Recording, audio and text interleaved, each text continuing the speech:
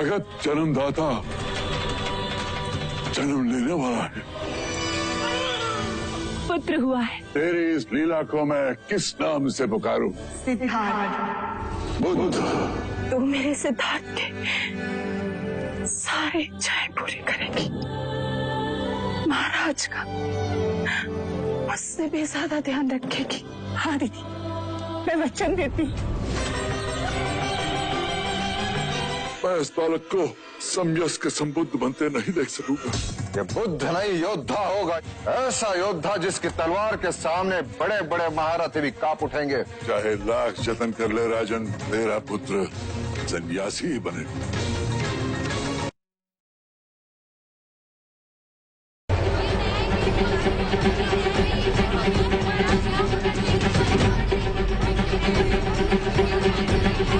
घोड़ा उठाओ, अन्यथा तुम्हें भी दंडित किया जाएगा।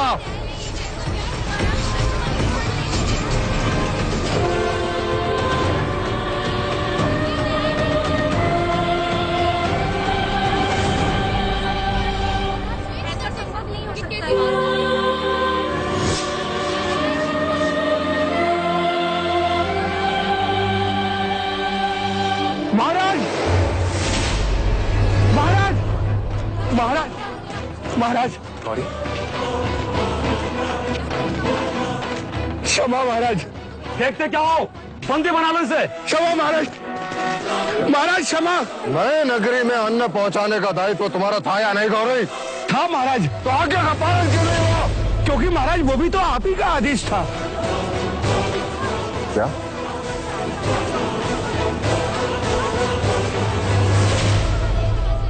मेरा आदेश? हाँ महाराज, ये देखिए, ये रहा आदेश पत्र। वैश्य गौरी गजानन, इस पत्र के साथ तुम्हें आदेश दिया जाता है कि आज तक राज के आदेशानुसार जो अन्न तुम नई नगरी को भेज रहे थे उसे स्थगित कर दिया जाए।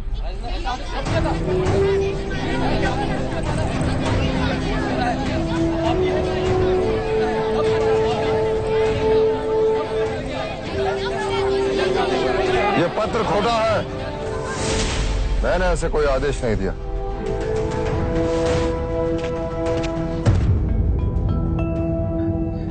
जी महाराज, ये आदेश पत्र खोटा है। परंतु इसका प्रमाण क्या है? इस पर तो राज की मुहर लगी हुई है। मुहर लगाने वाले से एक भूल हो गई है। लोहे की नकली मुहर लगाने के फलस्वरूप इसके सतह पे उभरी हुई हाथी की चित्र खुरदुरी है, जो कि असली सोने के मुहर से नहीं होती। ये पत्र तुम तक किसने पहुंचाया? राज्य के एक सैनिक ने महाराज। कहाँ है वो सैनिक? महाराज, मैं उसी को ढूंढ रहा था।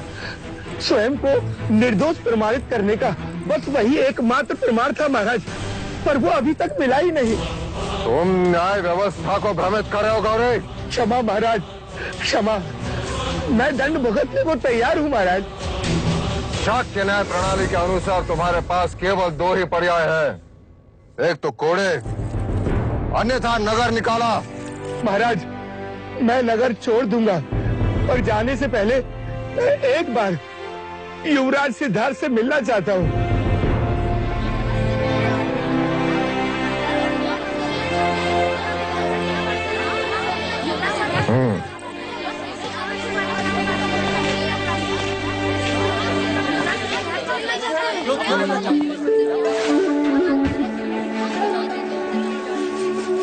आपने मुझे सत्य के मार्ग पर चलना सिखाया। आपका विश्वास बना रहे, इसलिए मैंने किसी भी तरह का लालच न करके कोई भी छल कपट नहीं किया। सत्य स्वयं प्रकाशित होता है। आज नहीं तो कल अपराधी अवश्य दंड पाएगा।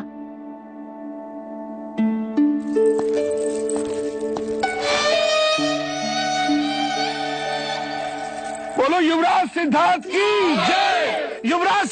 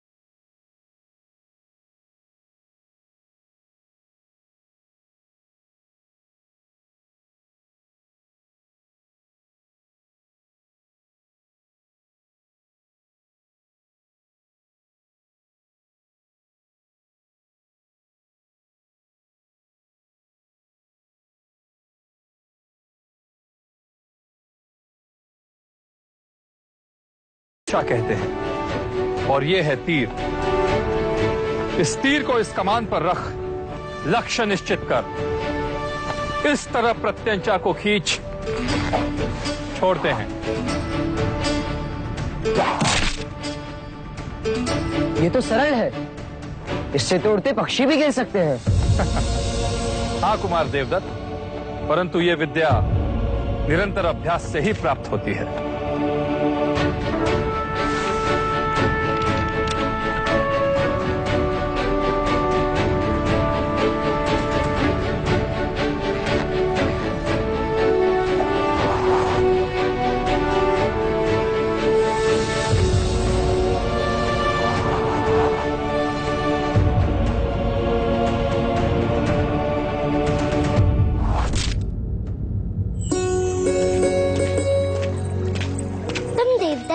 शस्त्रों का अभ्यास क्यों नहीं करते? मुझे शस्त्र अच्छे नहीं लगते। अब अश्व? मुझे सारे प्राणी बहुत अच्छे लगते हैं। अरे वाह, कितने सुंदर पुष्प है ये। तुम इतने सारे पुष्प का क्या करोगी? मैं इन्हें देवता ले जाऊंगी। हमारे यहाँ ऐसे सुंदर पुष्प नहीं होते।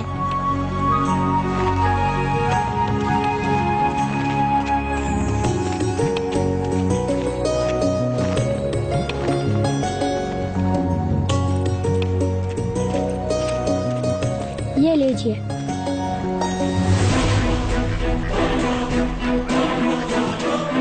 ये तो घायल है।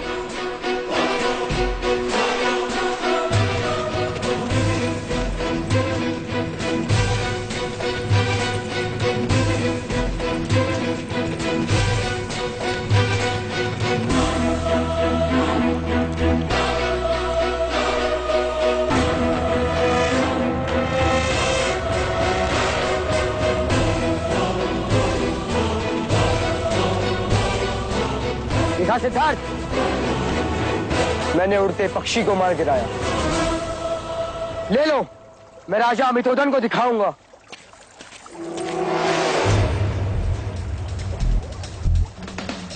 सुना नहीं तुमने? ये मेरा आखेट है। इसे मैंने बचाया है। ये पक्षी मेरा है। तुम अपने ज्येष्ठा का अपमान कर रहे हो सिद्धार्थ। मैं अपना कर्तव्य कर रहा हूँ ज्येष्ठा। आखेट क्षत्रिय गुण है और रक्षा क्षत्रियों का कर्तव्य।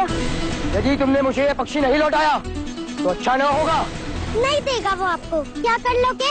मैं इसी घड़ी न्याय सभा में जाकर महाराज से याचना करूंगा। हाँ, जाओ। मैं महाराज के आदेश की प्रतीक्षा करूंगा।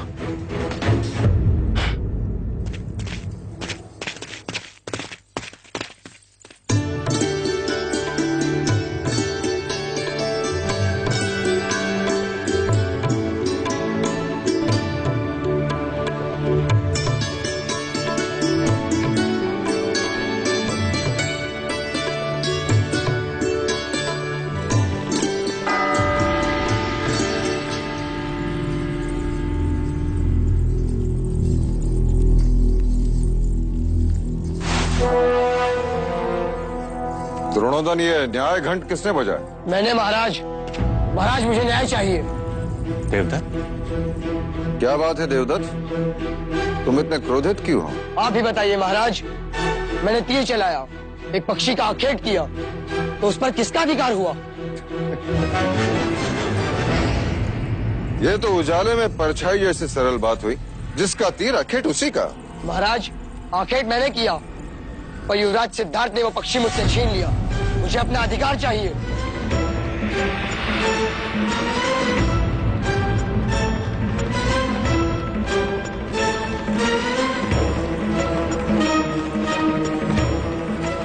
ये न्याय मांगने का उचित समय नहीं है देवता। उचित समय कब है?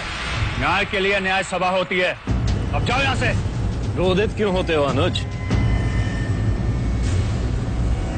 बच्चों की हठ और जिज्ञासा दोनों पर ही ध्यान देना चाहिए। क्यों महाराज शुद्धोधन, उचित कहा ना? आप जैसे गुणीजन अनुचित कैसे कह सकते? जब देवदत्त ने न्याय घंट बजा ही दिया है तो उसे न्याय भी अवश्य मिलना चाहिए। महाराज, महादेवी अचानक अस्वस्थ हो गई है।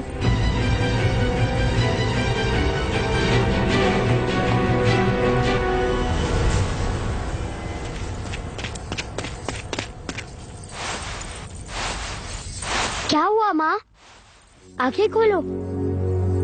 क्या हुआ इन्हें? सुबह प्रार्थना करते समय अपना संतुलन खो बैठी और गिर गई। माँ, क्या आपने भी माही जैसे सोमरस पान किया था जो गिर गए?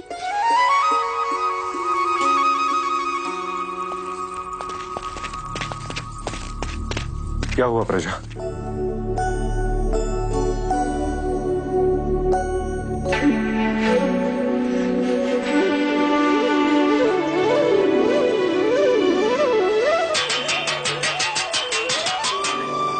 समाचार है भैया, इस बुआ को एक और अवसर मिलेगा नामकरण संस्कार में आने का। महादेवी माँ बनने वाली है। बधाई हो प्रजापति, बधाई हो महाराज शुद्धोधन, बधाई हो। बधाई हो भाई महाराज। कुल गुरु से शुभ मुहूर्त निकालकर ये समाचार कपिल वस्तु में पहुंचा दो। उत्सव का आगमन होने वाला है, कोई कमी नहीं होनी चाहिए। हाँ महाराज, अब कपिल वस्तु को कोई चिंता ही नहीं रही।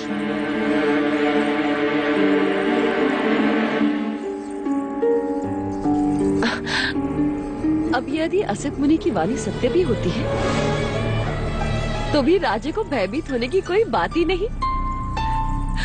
नया उत्तराधिकारी जो आने वाला है, क्यों महादेवी, है ना?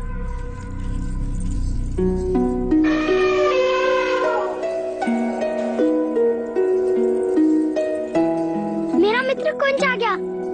चलिए मैं आपको उससे मिलवाता हूँ। अरे चलिए ना, अरे चलिए। वैसे सत्य कहा है आपने, सिद्धार्थ को एक और भाई मिल जाएगा लड़ने के लिए। लड़ने के लिए? ये कैसी अशुभ बातें कर रहे हैं आप भी? जो देख कर आ रहा हूँ वही कह रहा हूँ अमिता। कुमार देवदत्त ने आज ही युवराज के विरुद्ध न्याय याचना की है। याचना? हाँ, और कल भरी सभा में उस पे सुनवाई भी होगी।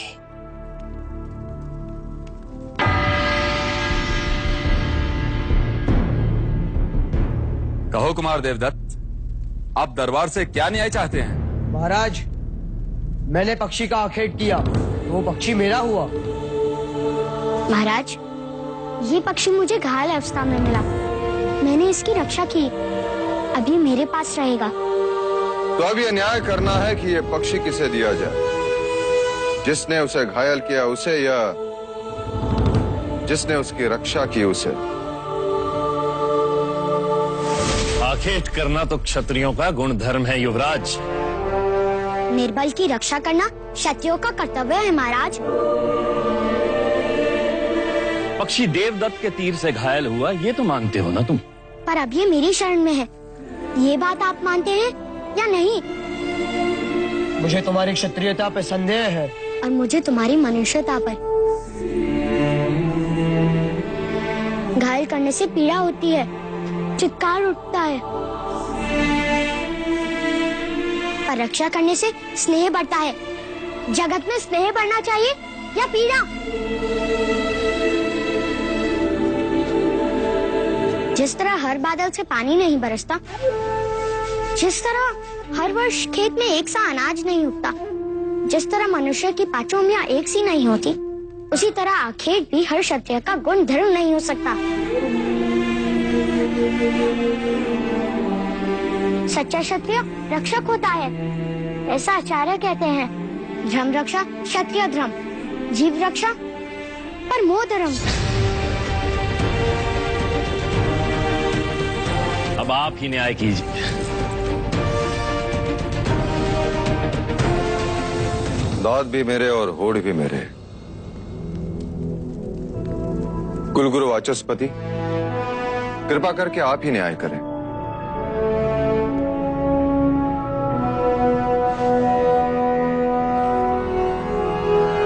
राजन, प्रश्न ये है कि इस पक्षी पर अधिकार किसका है?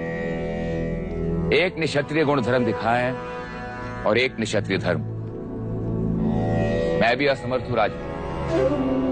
अब ये न्याय तो स्वयं पक्षी ही कर सकता है।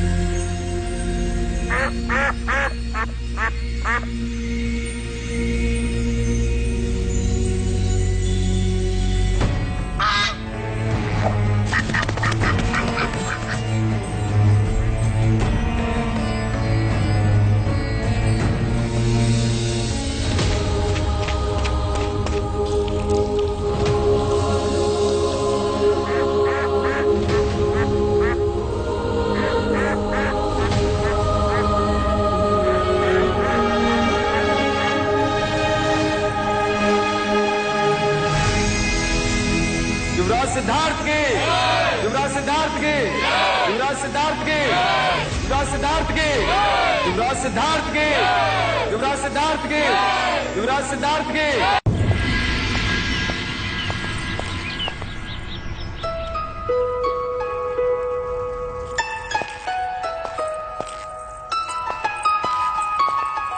ये सब क्या है प्रजापति? मायके से जा रही हो मिता दीदी, इतना प्रेम तो साथ जाएगा ही जाएगा। मैं तो कहती हूँ इस बार तुम भी हमारे साथ देवदा चली चलो। वर्षा से तुम नहीं आई हो वहाँ। बस एक बार युवराज बड़े हो जाए, फिर निश्चिंत होकर आ जा सकूंगी। इतने सारे केले देवदा तक जाएगा ये? इसे भूख लगे और रास्ते में कुछ ना मिले तो? मित्र होने के नाते मेरा भी तो कर्तव्य है कि मैं इसका ध्यान रखूं। मैं भी तो तुम्हारी मित्र हूँ, तुम मेरे लिए कुछ नहीं लाए? वाह, इतने सारे पुष्प ये तुम लाए? नहीं, मैं लाया हूँ। देवदत्त तुम? हाँ, तुम्हें ये पुष्प बहुत पसंद है ना? हाँ, बहुत। वैसे अब पता नहीं फिर कब मिलना हो। बहुत जल्द। ये बुआ नामकरण के समय तो आएगी ही। और कह देती हूँ, आने वाले युवराज का नाम ये बुआ अपने पसंद से ही रखेगी। यशोधरा, सिद्धार्थ कहाँ है?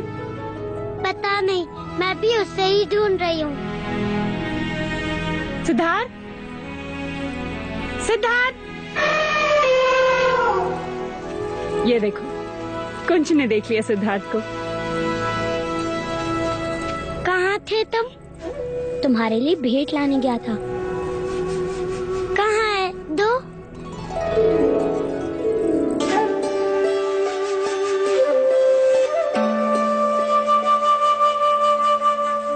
ये क्या है? एक जंगल है। ये तो बीज है। ये कोई भेंट करने की चीज है? हमारे आचार्य कहते हैं हर आंख में कई सपने होते हैं। हर आंसू में एक समुद्र होता है। हर तलवार में एक सीना छुपी होती है। उसी तरह हर बीज में एक जंगल छुपा होता है।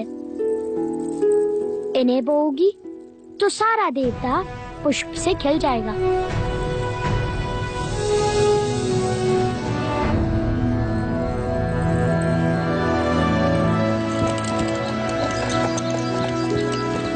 तुम्हारी याद आएगी। याद आने से स्नेह बढ़ता है। जगत में स्नेह बढ़ना चाहिए, ऐसा आचार्य कहते हैं।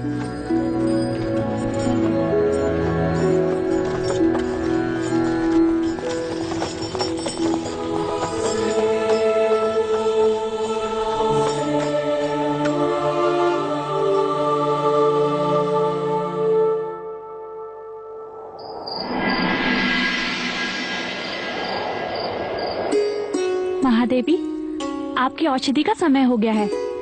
लौशिका, औषधि बाद में, पहले तू तेल लगा। ठीक है।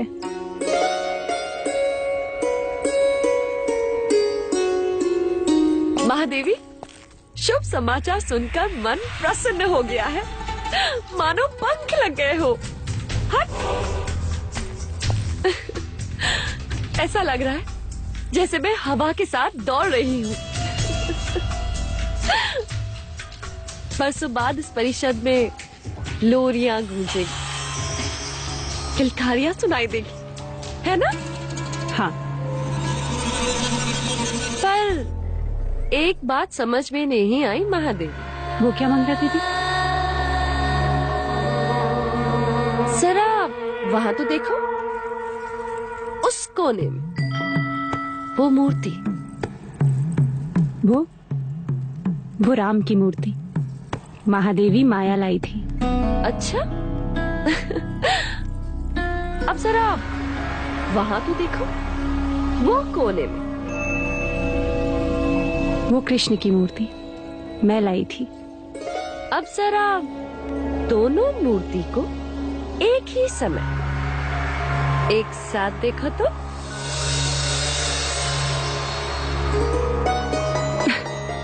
ये क्या ठिठोली है मंगला दीदी? ठिठोली नहीं है महादेवी, सत्य है। अब ये सोचो, एक कोने में सिद्धार्थ खड़े और दूसरे कोने में आपकी होने वाली संतान। तो दोनों का ध्यान एक साथ कैसे रख पाओगी महादेवी? वो दोनों मेरी 2 आंखें होंगी मंगला दीदी। 2 आंखें एक ही मनुष्य की होती है, फिर भी इनमें कितनी भिन्नता। एक फड़फड़ाए तो शगुन होता है, और यदि दूसरी फड़फड़ाए तो अपशकुन।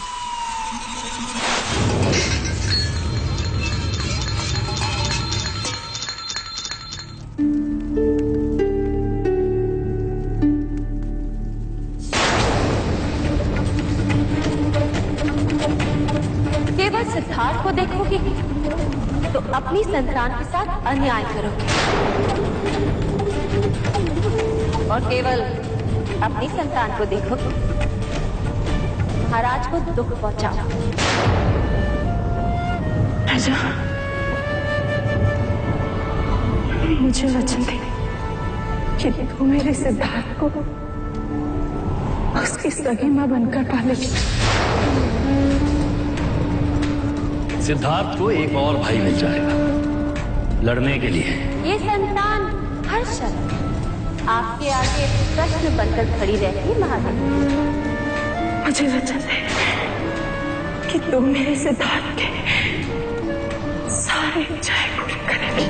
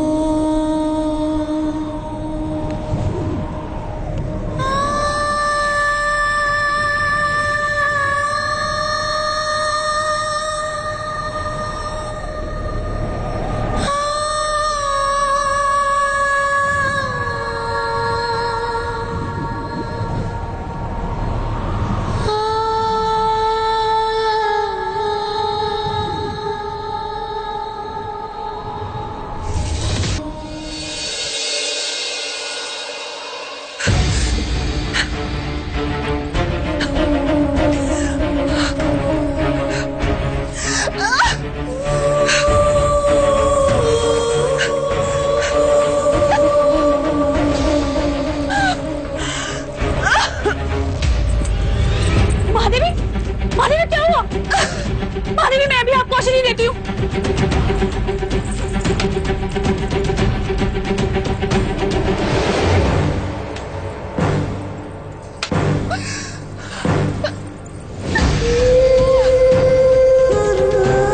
महादेवी ने तो औषधि ली ही नहीं।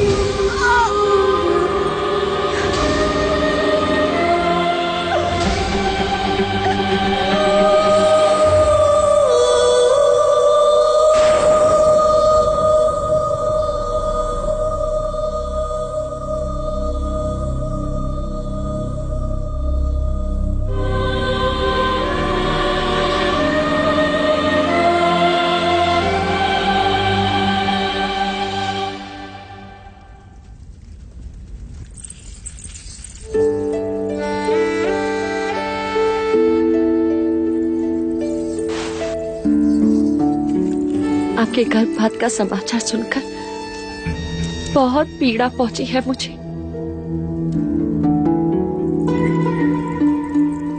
मैंने सारे प्रश्न ही मिटा दिए मंगला दीदी। अब राम कृष्ण को एक साथ एक ही में देखेंगे, बस एक ही आंख होगी शकुन वाली। अंजलि रानी, आपने तो उस दिन सहज कह दिया था कि महादेवी का ध्यान अब युवराज सिद्धार्थ पर नहीं होगा। बस तब से कह रही थी कि मंगला दीदी ने मेरी आंखें खोल दी। वैद्य सुसैन ने औषधि दी थी, नहीं ली, और उसी समय इन्होंने संकल्प किया कि जब तक युवराज सिद्धार्थ अपनी शिक्षा पूर्ण नहीं कर लेते, महादेवी की अपनी कोई संतान नहीं होगी।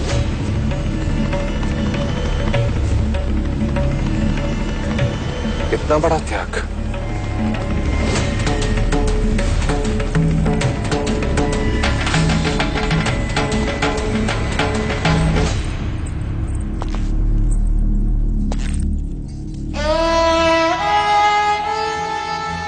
सिद्धार्थ बैरागी न बने, उस पर दुख की छाया न पड़े, इसके लिए मैंने क्या कुछ उपाय नहीं किए। यहां तक कि मैंने यह भी नहीं सोचा कि शाक्य कुल का इतिहास मेरे विषय में क्या कहेगा। परंतु मेरे सभी प्रयत्न पर भारी है तुम्हारा ये त्याग देवी।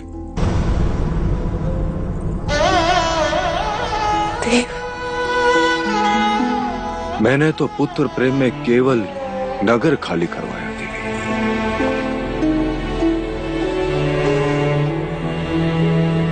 परंतु तुमने युवराज सिद्धार्थ के लिए अपनी कोख खाली कर दी। ये प्रमाणित कर दिया कि संबंध केवल रक्त से नहीं, प्रेम से भी बनते हैं। तुम्हारे जैसे मां का दृष्टांत कदाचित ही आने वाले इतिहास में कोई होगा। तुम्हारे इस भीष्म प्रतिज्ञा पर मैं नतमस्तक हो देवी।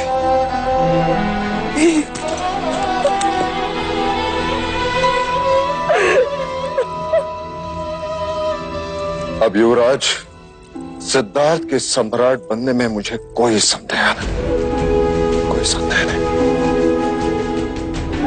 कौशिका। जी महाराज। राजा अमितोदंड को कहो कि मैं अब भी सभी गुरुजनों को मिलना चाहता हूं। जी।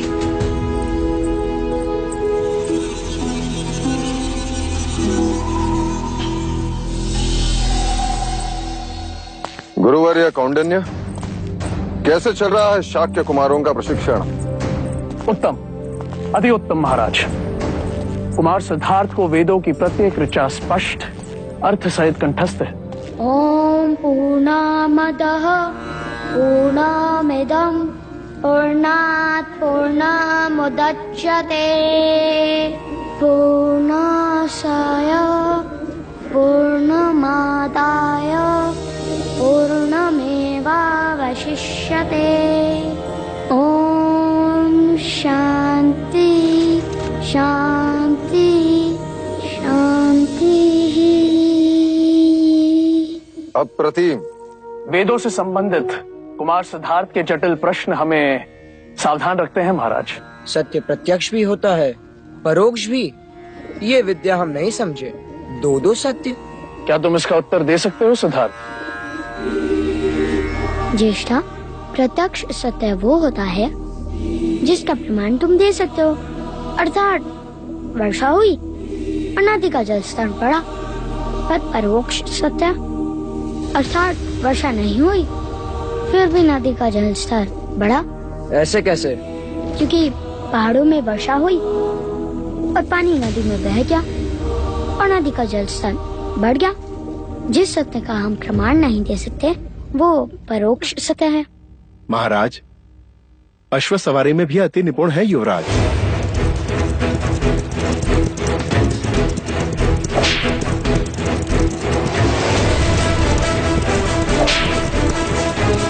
अश्व से मित्रता करना, उसके प्रत्येक संकेत को परखना, उसे थकाए बिना उस पर सवारी करना।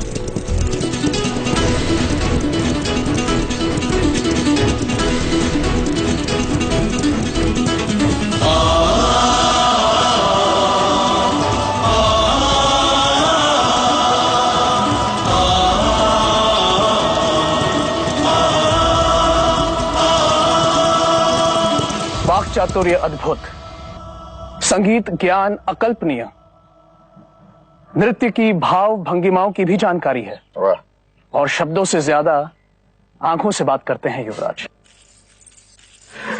और शस्त्राभ्यास आयुध विद्या में कितने पारंगत हैं युवराज?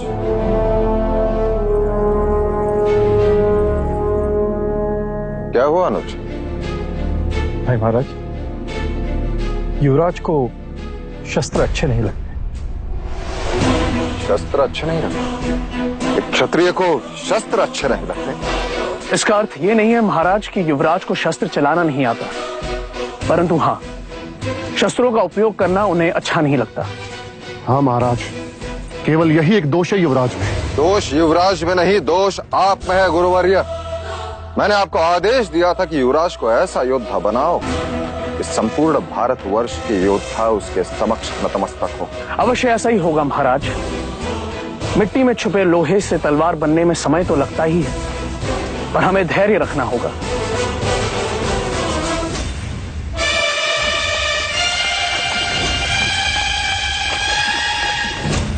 यहाँ कैसे लगी? गुरुजी, हम कुटिया बना रहे थे, अचानक देवदत्त भैया ने आके उसमें आग लगा दी। हाँ गुरुजी, उस वक्त चन्ना कुटिया के भीतर था। देवदत्त! देवदत्त! क्या तुमने ये किया? हाँ। क्यों? आपको पाप से बचाने के लिए। कुटिया बनाते समय अछूत चन्ना ने मदद की थी, इस कारण। केवल इस कारण तुमने कुटिया जला दी? हाँ गुरुजी, अछूत के हाथों बनी कुटिया में आपको कैसे रहने देता? देवदत्त, तुम्हारी गुरु भक्ति से मैं बहुत प्रसन्न हूँ। आज से तुम्हें एक अधिकार देता हूँ, मेरा मल मूत्र तुम उठाओगे।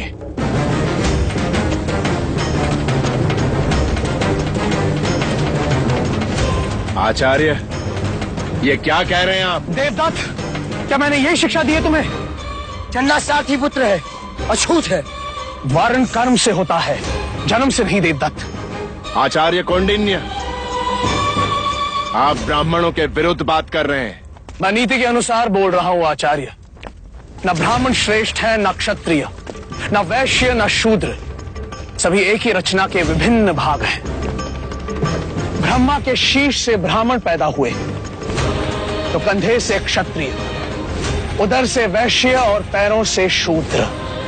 तो क्या पैर और शीश की तुलना की जा सकती है? क्या पैरों के बिना शरीर चल सकता है? सोचो, अगर यह अछूत मलमूत्र उठाना बंद कर दे तो क्या राज्य में मलिनता ना होगी? सारे ब्राह्मण, सारे क्षत्रिय रोगी हो जाएंगे। देवदत्त, अपने आप को क्षत्रिय कहने से पहले सोचो कि तुम में कितना मैल है। और आचार्य अश्वपाल, क्षमा कीजिए, विद्यार्थी के समक्ष गुरुजनों का विवाद पक्षपात का संकेत है। उनकी श्रद्धा घटती है। सिद्धार्थ कहाँ है?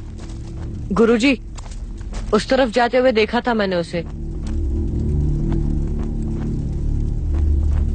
देवदत्त, ये कुटिया तुमने जलाई है, अब तुम ही इसे बनाओगे।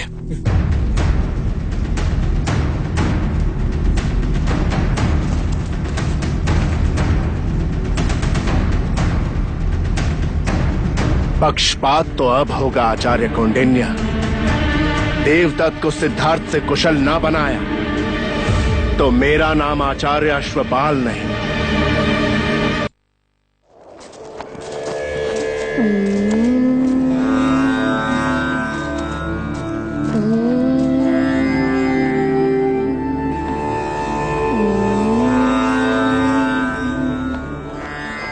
सिद्धार्थ,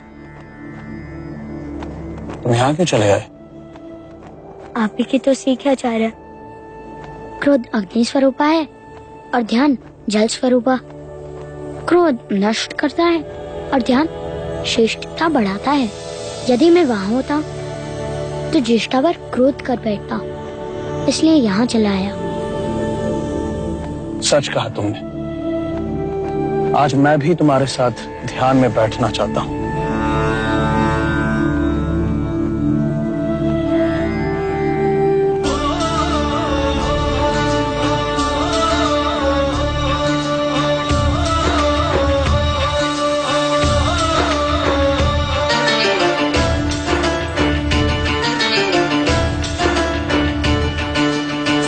शास्त्र कंठस्थ हुए और जब तब ज्ञान का चलन हुआ।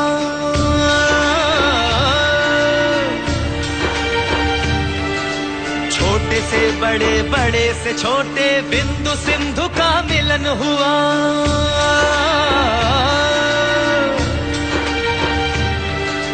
बढ़ने लगी सृष्टि की संपदा, मीन विहत सब मिलने लगे। चारों दिशाएं खिली खिली सी, जीव से जीवन बढ़ने लगे, जीव से जीवन बढ़ने लगे।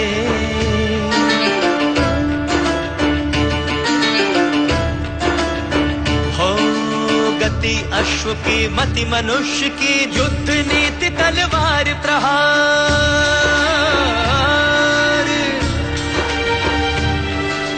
वार शब्द का ज्ञान हो गया, बन गए सुख दुख जीत हार।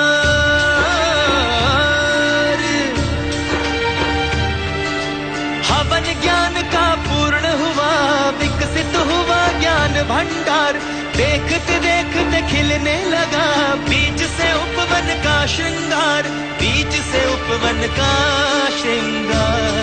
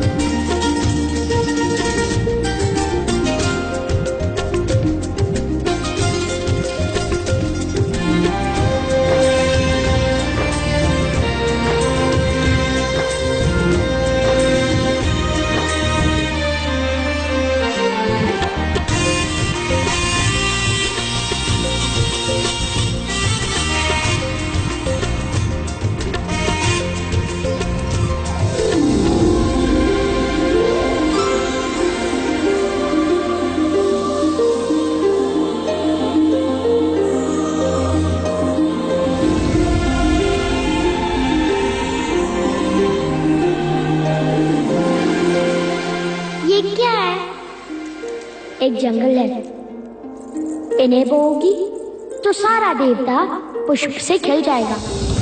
देखो सितार, तुम्हारे दिए हुए बीजों से पूरा वन खिल गया है। मैं आ रही हूँ कपिलवस्तु के कुमारों की परीक्षा देखने।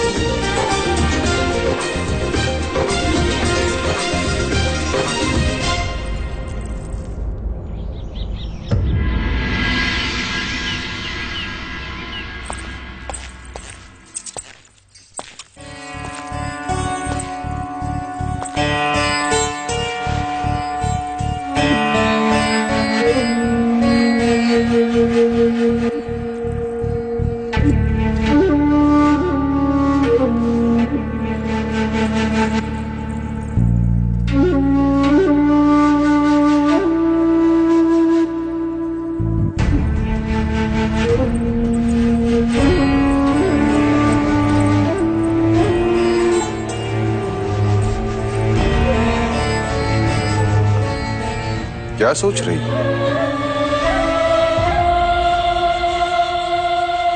तुम्हारे हाथ कांप रहे हैं?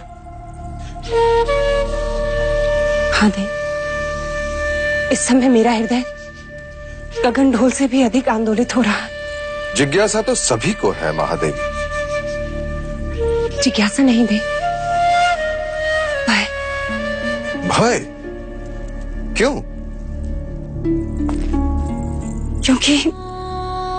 क्योंकि आज सिद्धार्थ के साथ साथ मेरी भी परीक्षा है।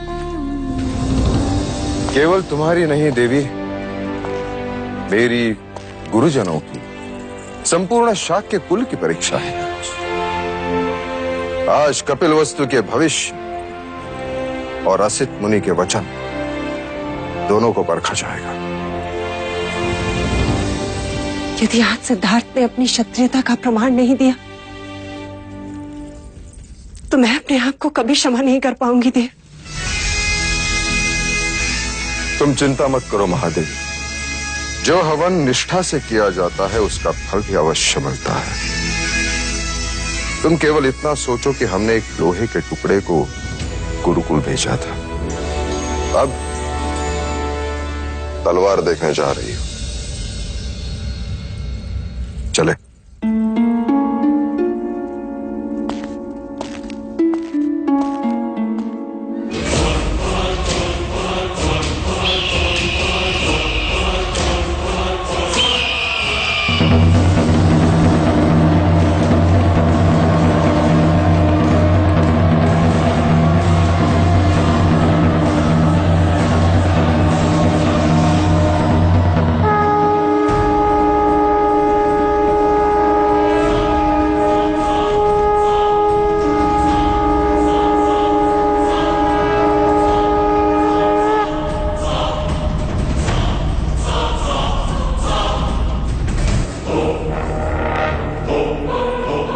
यही अवसर है राजा देवदत्त, तेरी तलवार पूरी तरह से सिद्धार्थ पर भारी है, समाप्त कर दो उसे।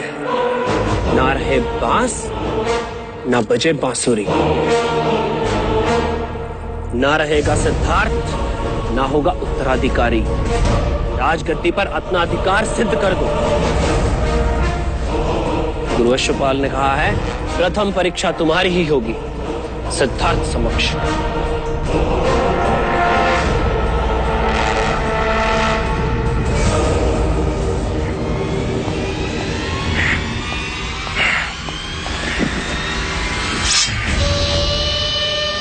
अब तो ये तलवार सिद्धार्थ के रक्त से भीग कर ही शांत होगी।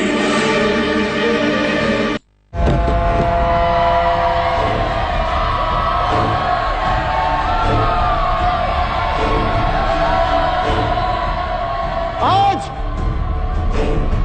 दो की जोड़ियों में प्रतियोगिता होगी। जो श्रेष्ठ होगा वही दूसरी प्रतियोगी के साथ युद्ध करेगा।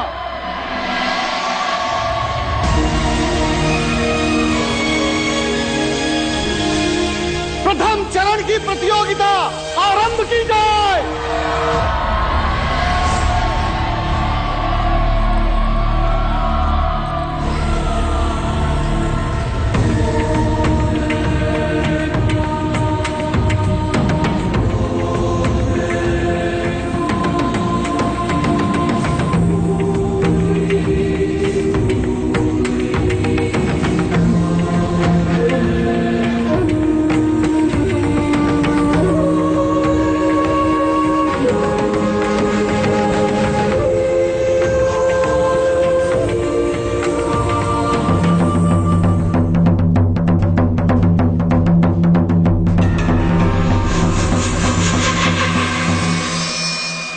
साम दाम दंड खेत मार जो भी हो, परंतु सर्वश्रेष्ठ मेरा देवदत्त ही होना चाहिए। नहीं तो अश्व के पैरों में तुम्हारा मस्तक होगा अश्वपाल।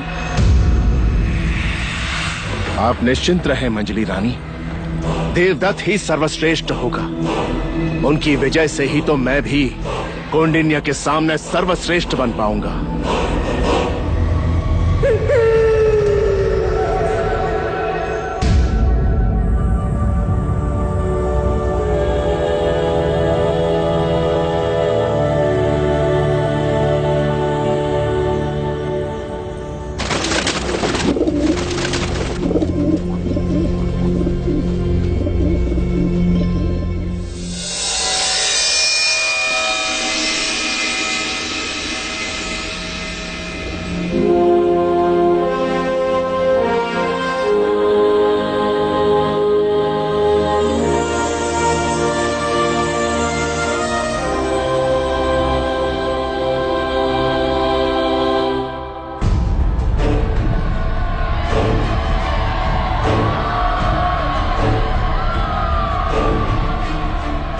योद्धाओं का पूर्व परिचय देना पक्षपात होगा। युद्ध में केवल योद्धाओं की योग्यता का परिचय है, इसलिए प्रतियोगियों के मुख नहीं दिखेंगे, दिखेगी केवल उनकी शक्ति, अभ्यास और योग्यता, उनकी चपलता और शस्त्र चलाने की प्रतिभा।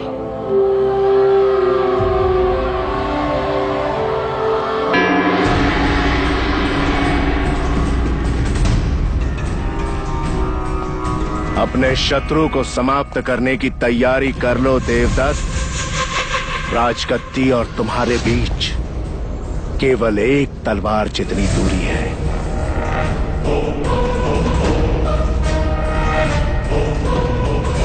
और ज्ञात रहे, युवराज जो मुखौटा पहनेंगे उसका रंग लाल है।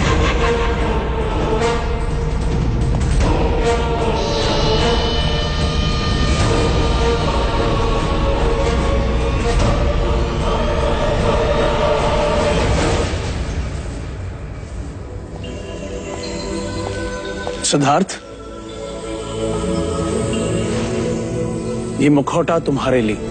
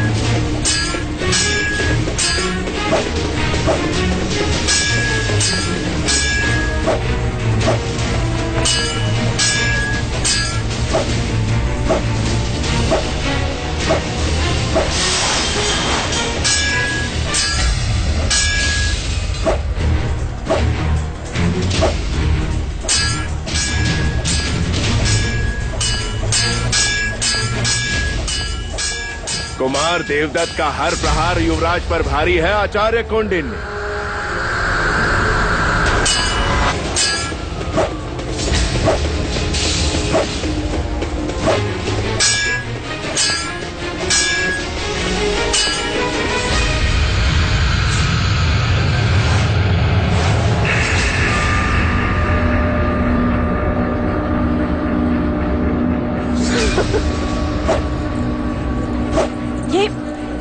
ये छल है। युद्ध में सब क्षमा है प्रजापति, किंतु यह केवल प्रतियोगिता है।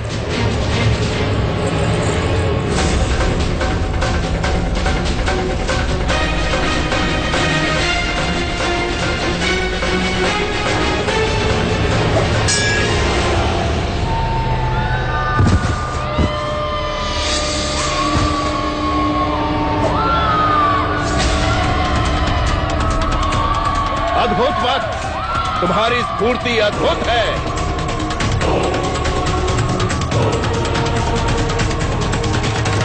क्या कहना है आचार्य कौंडिन्य देवदत्त के बारे में? निसंदेह अद्भुत प्रदर्शन था।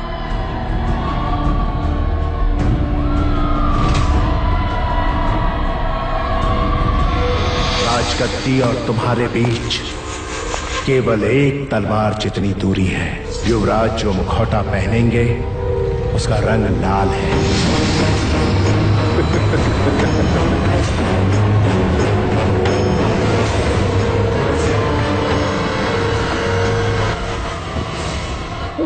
क्या कर रहे हो? अपने क्रोध पर अंकुश रखो, जाओ यहां से।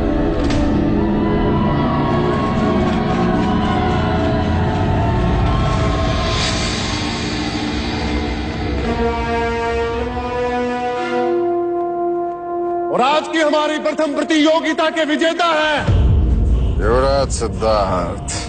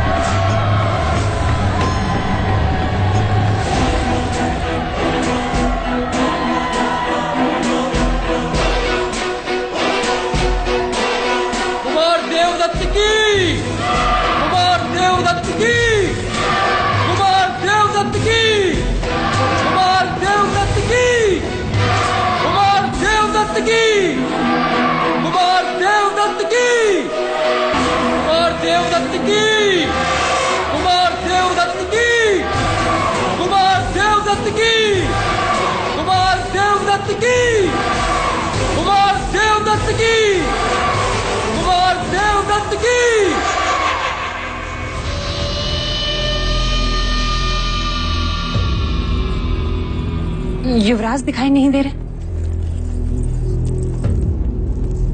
और अब आज की दूसरी प्रतियोगिता आरंभ होती है।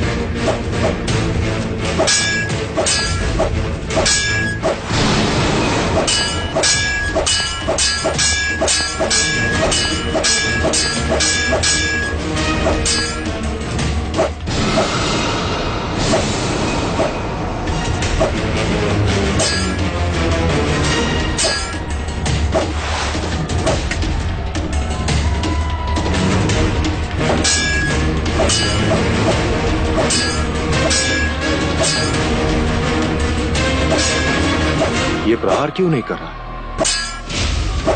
शत्रु को थकाना ये भी युद्ध की एक नीति है राजन।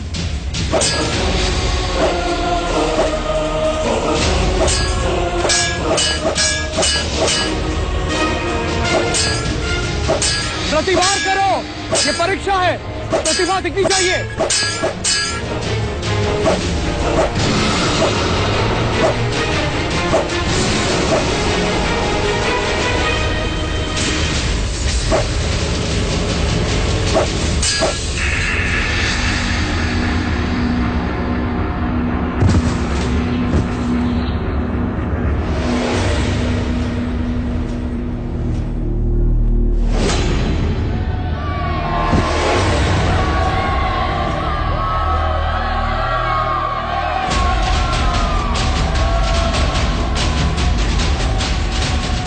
कदाचित मानाम भी जीत गए देवदत्त। अब कोई अंतर नहीं पड़ता कि किसकी जीत हुई और किसकी हार। सिद्धार्थ की पराजय हुई, यही हमारी सबसे बड़ी विजय है। पता नहीं महाराज को जब ये मालूम होगा तो क्या होगा। सिद्धार्थ। और आज के एक और विजेता है युवराज सिद्धार्थ गौतम।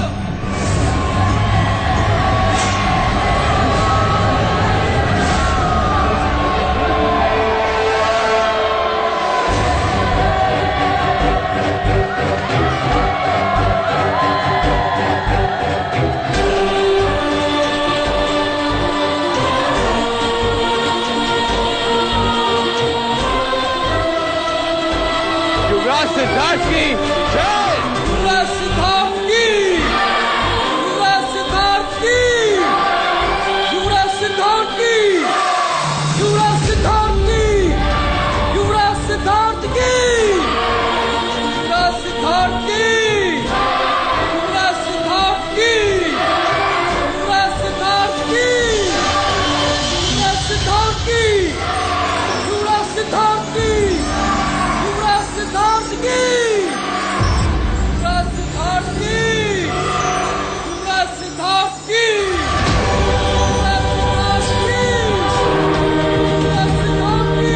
दंड युद्ध में तुम मेरे समक्ष होगे और ये दंड युद्ध ये सिद्ध करेगा कि कपिलवस्तु के गुरुकुल का सर्वश्रेष्ठ योद्धा कौन है।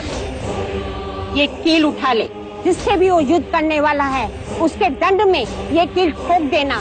वो कभी भी तेरे पुत्र पर प्रहार नहीं कर सकेगा। ईश्वर करे तुम्हारे शस्त्र को किसी की अशुभ दृष्टि ना लगे। 4 प्रहार सीधे, फिर एक पैर पर और अंतिम गर्दन पर। आज ये प्रमाणित कर दो कि तुम्हारे दंड और कृष्ण के सुदर्शन में कोई भेद नहीं।